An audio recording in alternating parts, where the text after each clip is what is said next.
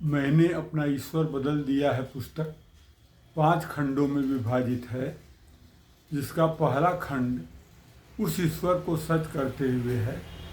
उसकी 5वीं कविता दूसरा जन्म है। दूसरा जन्म एक उदात्त जीवन बोध को लेकर जो मनुष्य की सर्वोत्कृष्ट अभिव्यक्तियां हैं, सोच है, विचार है, उसके आधार पर जो प्रकृति देखा जाए तो मनुष्य प्रकृति का अंग है या प्रकृति की अभिव्यक्ति है।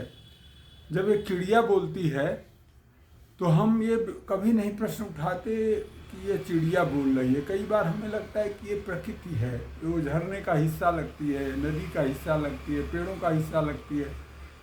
हम अलग स्वयं को समझते हैं और कभी यह नहीं समझते, सोचते कि हम भी प्रकृति की अभिव्यक्ति हैं। और जैसे चिड़िया का चहचहाना हमें प्रकृति के सौंदर्य का एक हिस्सा लगता है, उसी तरह हमारा होना और हमारा बोलना, हमारा जीना भी है। तो ये दूसरा जो जन्म है, ये वास्तव में निर्वैयक्तिक होकर और इसी दृष्टि से पाया जा सकता है कि जब हम स्वयं को अपने मैं से अलग एक प्रकृति के अभिव्यक्ति के रूप में देखें, उपस्थित के रूप में देखें और उस कृतज्ञता को, उस जुड़ाव को महसूस करें, उस आत्मीयता को महसूस करें। यही आशय दूसरा जन्म कविता का है।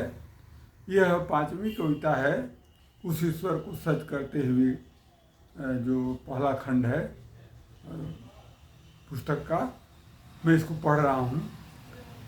मैं लौट रहा हूँ अपने उस विशाल साम्राज्य की ओर।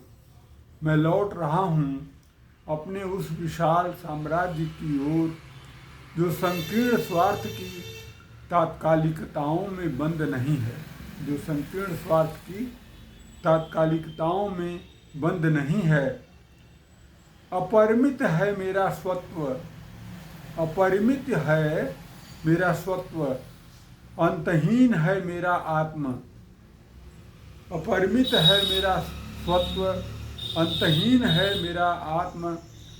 विलक्षण है मेरा जीवित स्पंदन, विलक्षण है मेरा जीवित स्पंदन। मैं अपने उस आदिम आश्चर्य की ओर पुनः लौट रहा हूँ वापस। मैं अपने उस आदिम आश्चर्य की ओर पुनः लौट रहा हूँ वापस, जो अपने होने का आत्महंता अवमूल्यन नहीं करता। जो अपने होने का आत्महंता अवमूल्यन नहीं करता।